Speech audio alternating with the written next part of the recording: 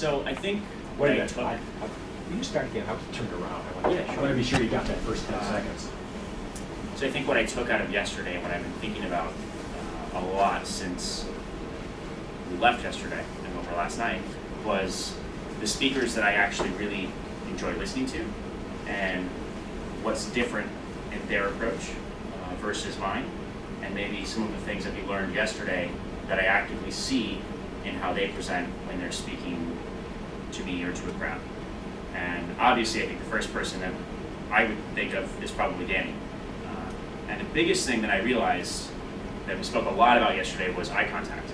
And I was thinking back to the last executive meeting that we had, and how Danny would look around the crowd, and you could see him lock eyes specifically with one person for 8 seconds or so, and then to the next. And also, at the last meeting, I was sitting kind of in the front row. Danny was almost beside me speaking to the crowd, but he still managed to turn his head and look directly at me, which was almost seemingly a little awkward for him, seeing as he was presenting to everyone. But he stopped and he took the time to look at even the people beside him and make that eye contact for a few seconds each time as he was presenting. The other thing I think that I took home last night and that I've been thinking about is my own kind of voice inflection as well, and how I speak. I think for me, it's very easy, I think, when I'm passionate about something to be able to kind of naturally change the tone of my voice. But if I'm not, it's a little bit harder, and I think it's harder to share that message. And most of my public speaking happens at lineups, and that's where I really got the inspiration to come to this class. I really wanted to find a way to have a greater impact on my staff when I'm giving lineups. So when I'm talking about food, it's very easy for me. I'm passionate about it. My voice can go up and down. But when I'm talking about how to drop coffee on a table, it's a little bit harder for me to kind of gain that same enthusiasm, and I can give that feedback in a way that people really retain. So that's what I've been thinking about. Good start. Very nice. Thank you. Good control of the audience.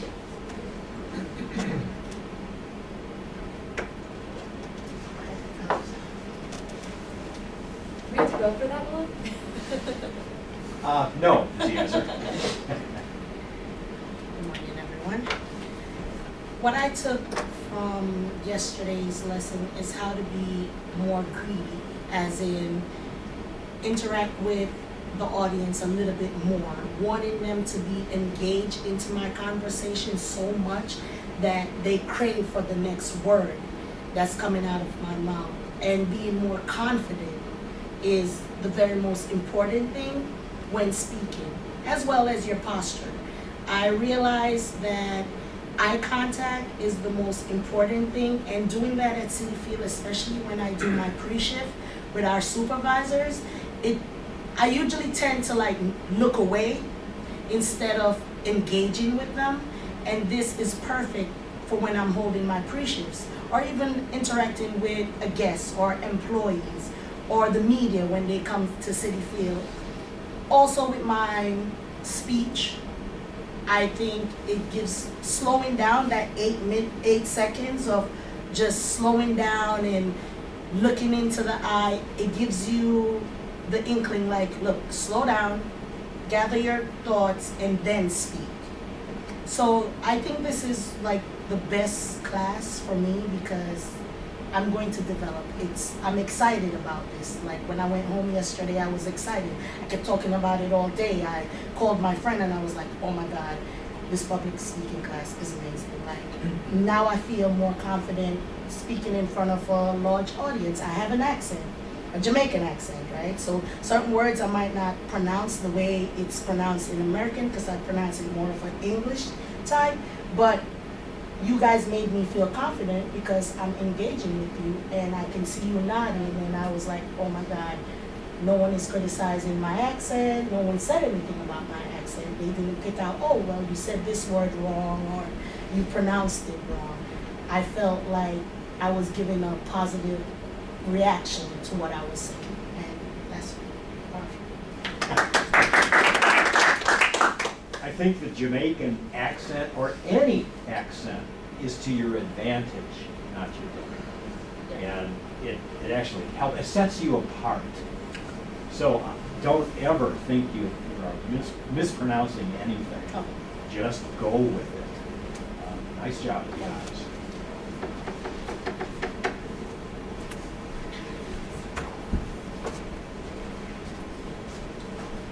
Everybody. I think the main lesson I learned from yesterday and what I did for glimpses of time was be patient. When speaking to an audience, you have to bring them along with you. It's not just you dumping information onto them. You have to let it really sink in, and you have to pause, give them time to digest what you said, give them time to think a little analytically with you about it. If you're just speaking, word vomit, less is going to sink in. They're not in your mind. You have to let them kind of come to you. I think at lineup a lot, you're going through a ton of information, and a lot of times you're just listing off, boom, boom, boom, these are the verbals, these are the new UTG changes. And you don't give, or I think I could give my staff a little more time to let that sink in, to let them come up with questions about the new dish, the new UTG. I think by being a little more patient and waiting for the audience to kind of catch up with you is the one thing I did a little bit yesterday and would really help me. You did, hold on. Sorry. And you're up there speaking at about 125 words a minute. And in the background, you've got all kinds of time. You choose to use it. Fighting some of these techniques right now, you're not that clear in your background, but as you get better and better at this, you will. And you will just read the audience better. Please.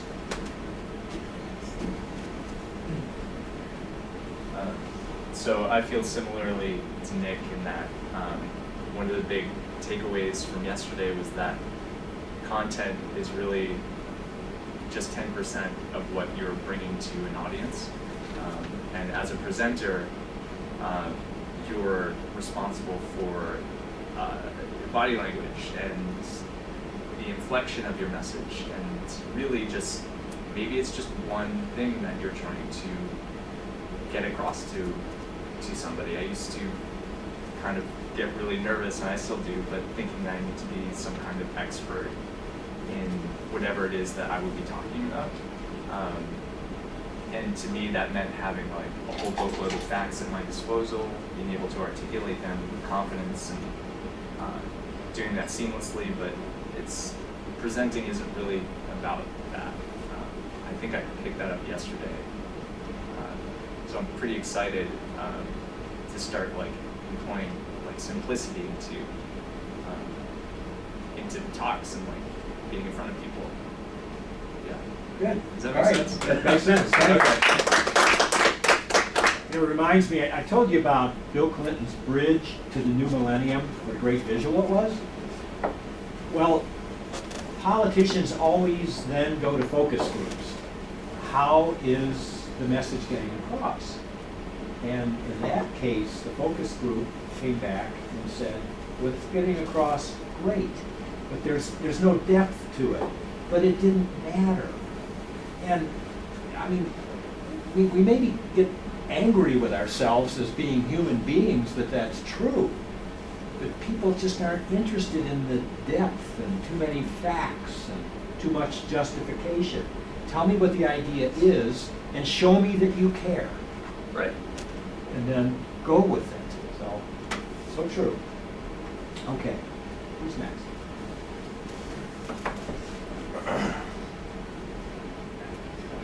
I'm going to try to go with that.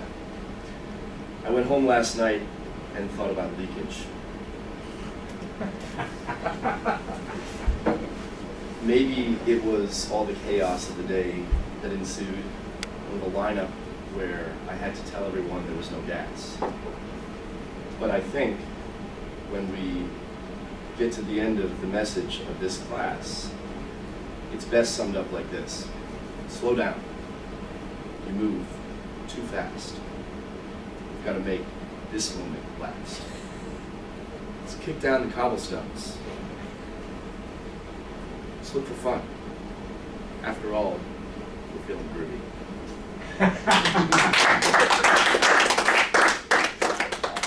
Was that about a 2 a.m. thought? That was great. All right. I can sing that song. All right, who's left?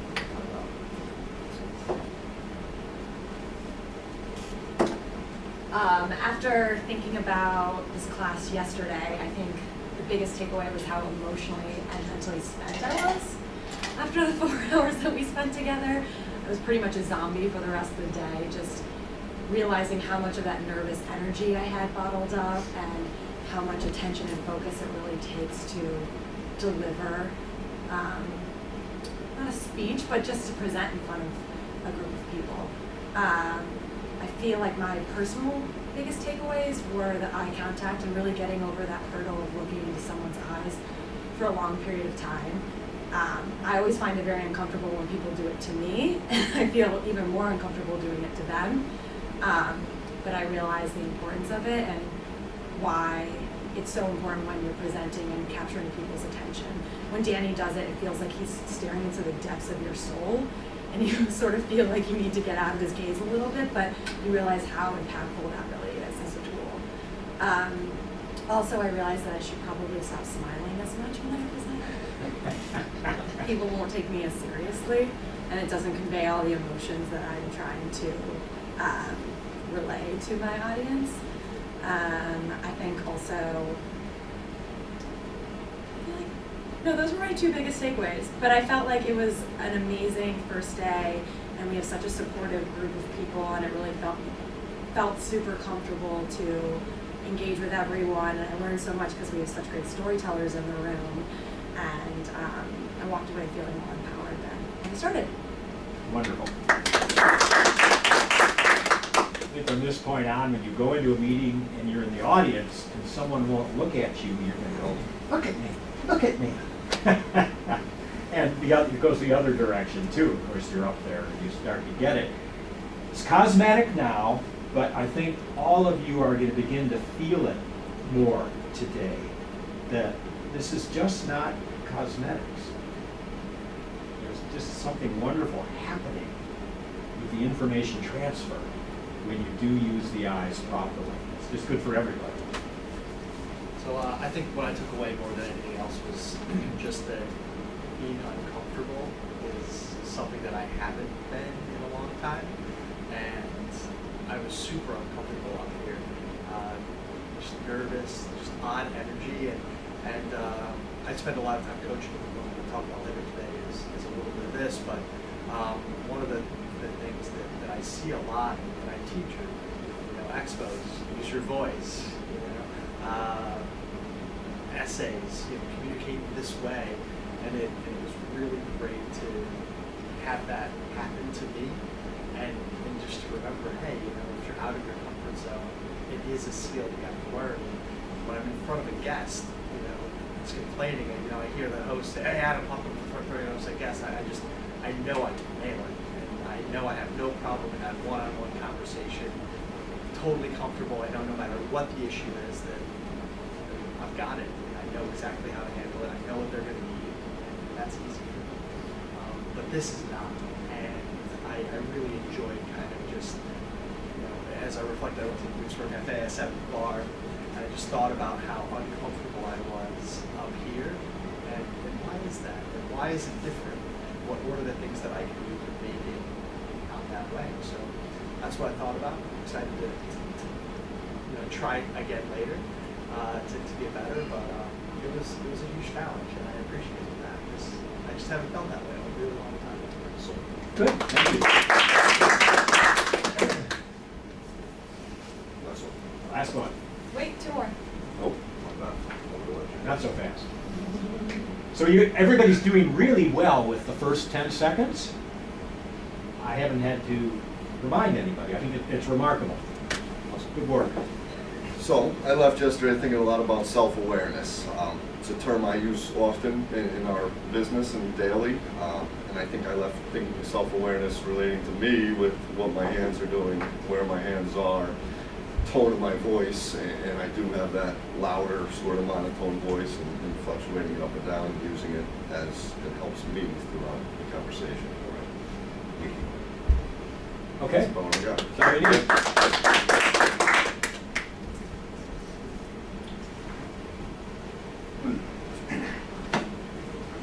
Morning. First, I want to say thank you for being here today. Wow. You've done a tremendous job, and I can see that you have a ton of skill to teach us all. This company has offered us a lot of resources, I feel. I've been here a short time, maybe a month, and this is probably the 5th, maybe 6th class I've taken. So I'm really taking advantage of everything that USHG has to offer. I came into this company at Blue Smoke, and I hope to work at several other locations in my time here. Anyway, not to get off track, what I picked up the most was all the talk about the greed and the eye contact and making sure that I'm controlling and dominating this whole presentation, because the content meaning nothing at all became really clear to me yesterday when we were asked to do this quick presentation. And I thought to myself, I'm trying to convince them to fix stray cats and set them loose back out in the neighborhoods. Really, it's just about captivating people. I could stand up here and talk about absolutely nothing, but as long as I've got that partial attention from every single member here, what I saw most yesterday and what you had to offer, you weren't really teaching us anything but giving examples of these techniques. It was almost as if you were saying nothing, but what you were speaking was like, this is how we do it. This is how it's done. It's not so much that this is A, B, and C, but check what I'm doing. I'm changing my voice. I'm doing this. I'm not leaking energy. And so what I saw was a lot of examples that were repeatedly, brought into our lesson. That's what I took away the most. The one thing that I couldn't quite get a hold of was the body. I felt this physical activity of putting shoulders was something that's unnatural, and it felt like uncomfortable. I felt like I was trying to give myself like bad posture. It doesn't quite feel right. I feel more comfortable laid back, although that seems that I'm pulling away and giving the audience more control. It feels just more natural and pleasant, because to get in front of a group, I feel really uncomfortable, really anxious. Talking one-on-one with somebody, no problem at all. And I discovered the trick is to make myself comfortable, but I want to engage people. I'm starting to ramble now, so I'm going to wrap it up.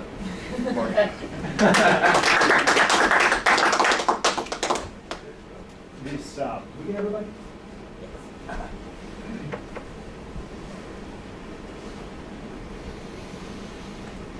Part of the idea of this course